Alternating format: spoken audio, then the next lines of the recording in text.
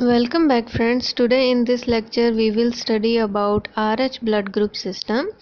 As we know that blood group system RH and ABO blood group system consist of antigen and antibodies. But as I told you before, always remember that blood group we will issue to the patients or blood group of our own selves also, that names are based on the name of antigen present in our red blood cells. For example, if any person is A positive, it means they are containing A antigen, or if anyone is B positive, they are containing B antigen. So like that, it is always remember, even in RH system the name of blood group is based on the name of antigen present in their red blood cells. ABO blood group system I already discussed. If any one of you missed that lecture, that lecture link is available in the card of this video. Please watch that lecture also, then you will enjoy both lectures as well. So we will start RH blood group system. In this system, first we will study about the discovery of RH blood group system, or history, that how this blood group system discovered first. After that we will study about structure of RH system. Then we will study some important terms, for example like weak D, partial D, RH null, what is mean by these terms. And also I will tell you one important difference between ABO system and RH system. So I request you to watch full video and see all the lecture. So first we will study about history or discovery of RH blood group system. RH basically stands for rhesus monkey. So it means first this blood group system was observed in monkeys. In 1940, during some experiments, red cells found from rhesus monkey and that were injected into small animals' RBCs like rabbit. Then scientists found that small animals was making antibodies, and those antibodies were able to agglutinate 100% of red blood cells of rhesus monkey. As we know that red blood cells from rhesus monkey was containing antigens, and those antigens react with the antibodies produced by the rabbit RBCs and produced by the rabbit, and agglutinate the RBCs of RH monkey that containing antigen. So on that base they named that antigen RH antigen, that containing monkey RBC containing antigen, that they told this is RH antigen. Then later on a new experiment did. Then they took now antibodies from the rabbit and they tested that antibodies on human RBCs, and they found that same antibodies was able to agglutinate the red blood cells for almost 85% of white population, means European population, and they were not able to agglutinate 15% of population of Europeans red blood cells. So they found 85% of population RBCs they shown agglutination, and 15% they not shown any reaction. It means they derive that 85% of white population have same thing common in their RBCs and monkeys RBCs, and that antigen was not present in 15% population, so it not shown any agglutination or reaction. So it is concluded after that 85% of population are RH positive, or means they have RH antigen, and 15% of population that not react, they are RH negative, means they don't have RH antigen.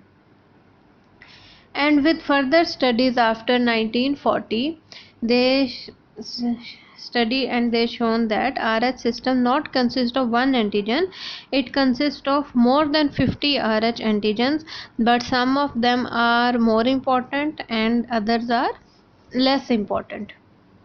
Now what antigens they found and what is the structure of that antigen, that we will see in next point.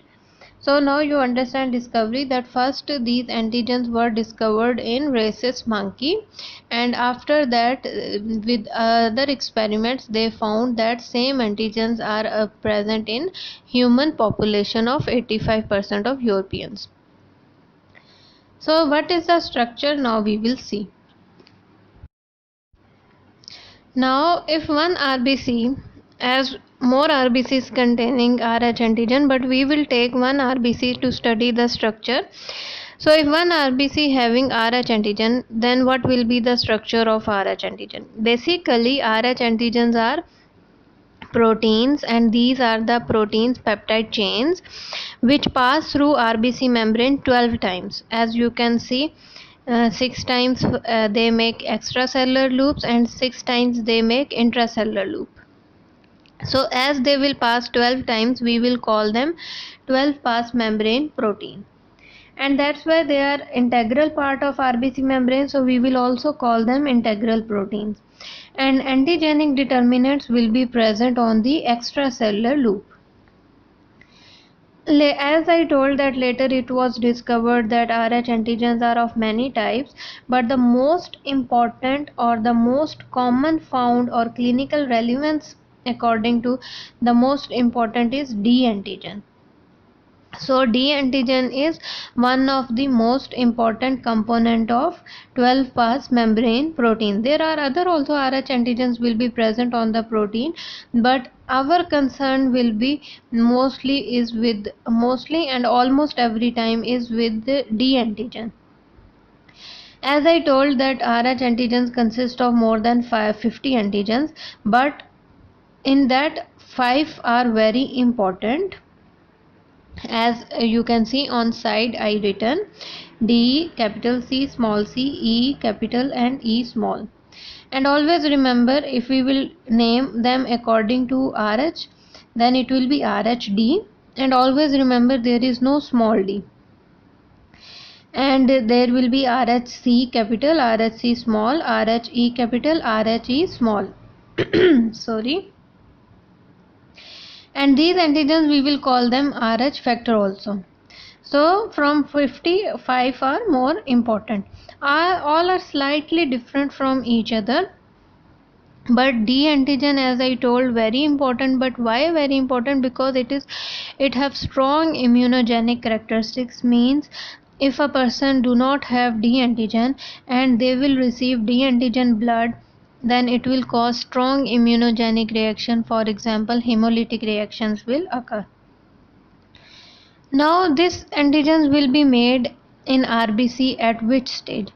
Same like as we told, if you remember ABO system lecture, in that lecture also I told that precursors of RBC will make antigens. Same like in RH system also, precursors of RBCs will make antigens, because mature RBC not containing nucleus or nuclear material.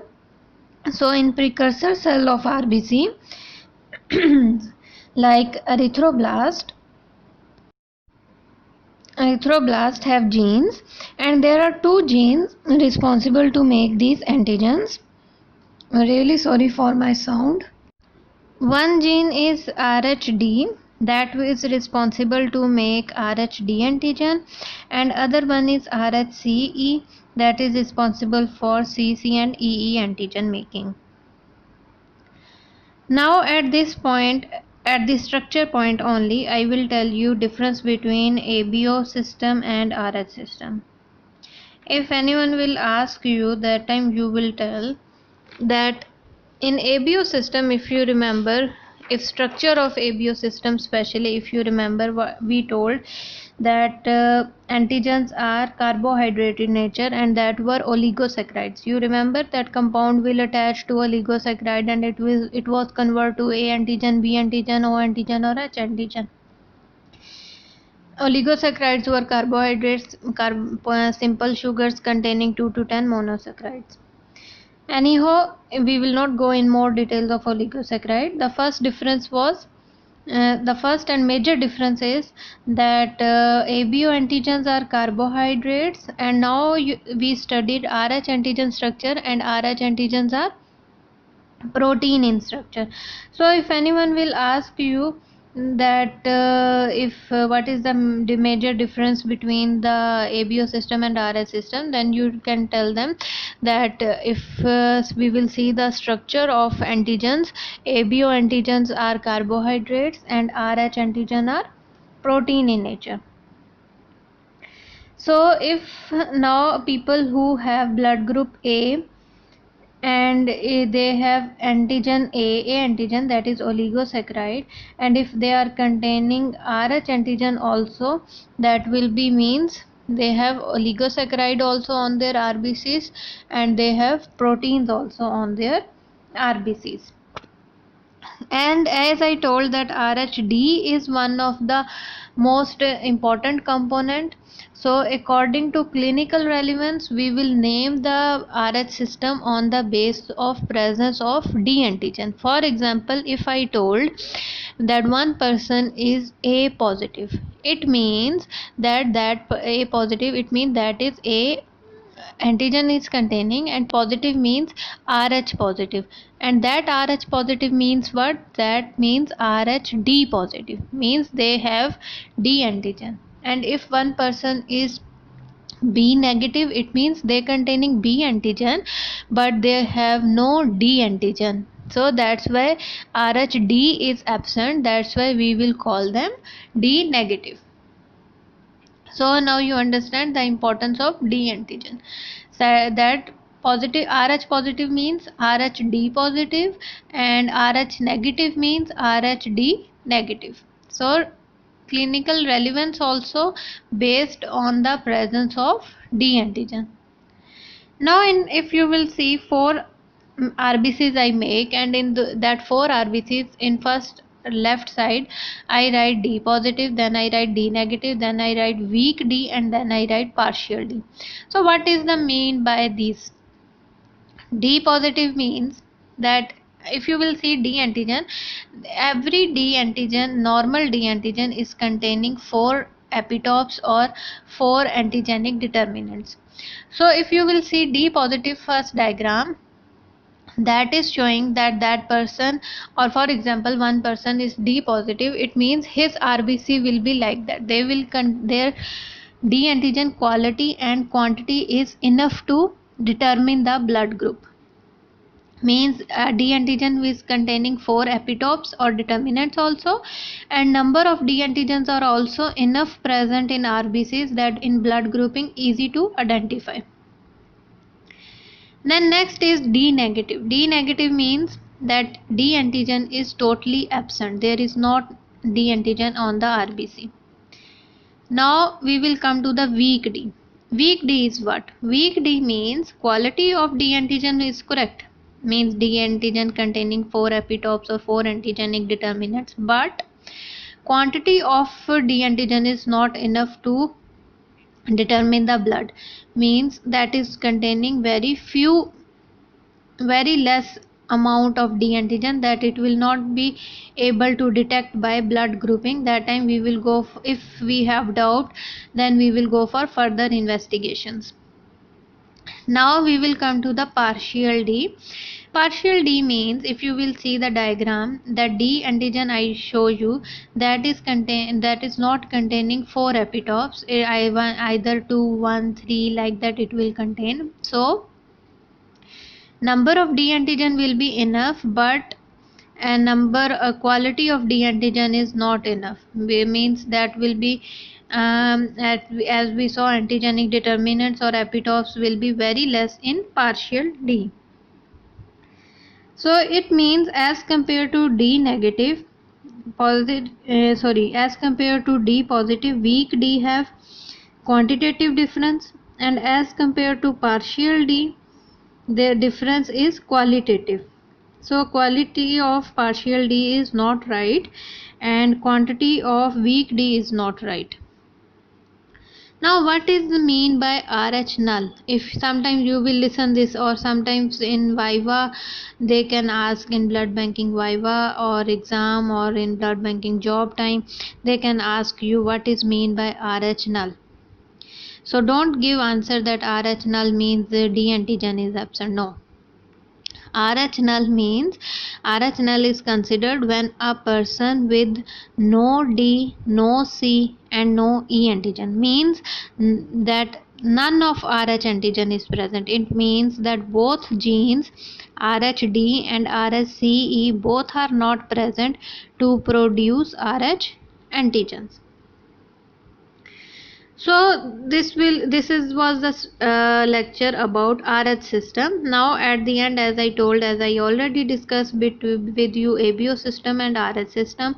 So now I show you in last 8 cells of RBCs that are showing that what blood groups we are identifying in our labs, or people have almost in, if we will see community, we will found 8 type of blood groups on the base of ABO and RH blood group system.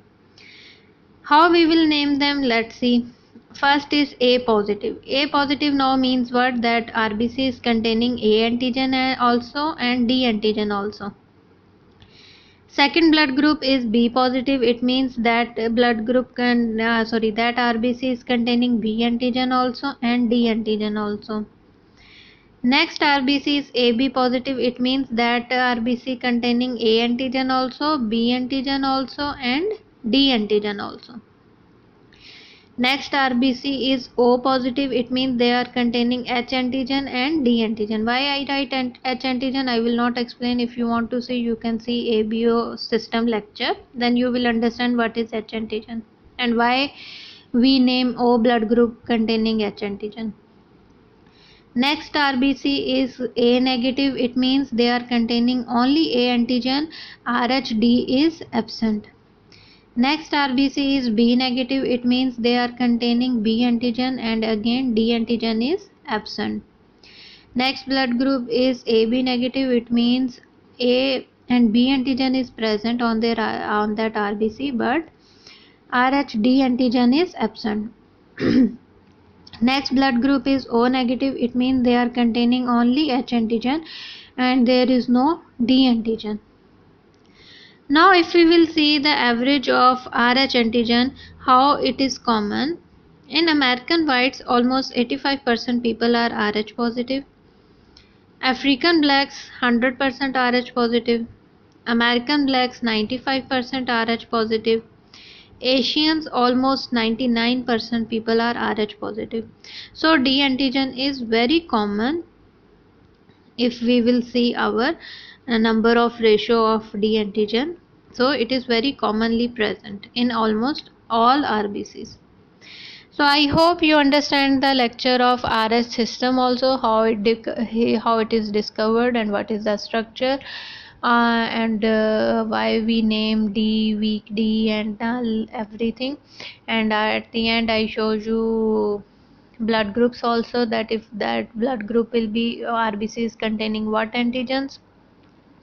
So this lecture is going to complete here. If you have any question, please write in comments. I will try to answer as soon as possible. And if you want to study any other topic also, please write that topic also. I will try to make that lecture also as soon as possible. And thank you so much for your support. Keep watching my channel, keep supporting my channel. Again I will meet you with new lecture or new practical or any new viva question as soon as possible. Thank you so much. Take care of yourself. Stay healthy, stay positive.